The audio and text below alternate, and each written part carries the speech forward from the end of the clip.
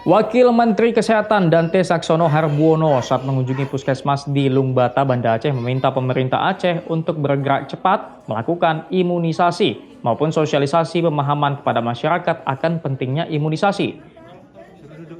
Menurut data Dinas Kesehatan Aceh, hingga Mei 2026, capaian imunisasi di Aceh baru menyentuh angka 2% dari target 50% untuk tahun ini.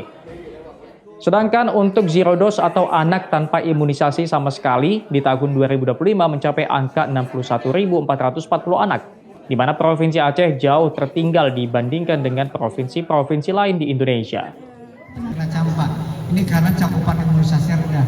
Nanti kalau cakupan imunisasi yang udah bagus, maka kasus-kasus penyakit yang bisa dicegah karena imunisasi itu bisa kita tanggulangi.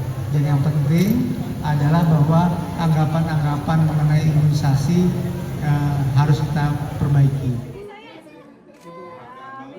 Dengan kurangnya cakupan imunisasi di Aceh, kasus campak juga semakin meningkat sehingga harus menjadi perhatian khusus pemerintah Aceh dan pemerintah pusat. Syahril, Kompas TV, Banda Aceh, Aceh.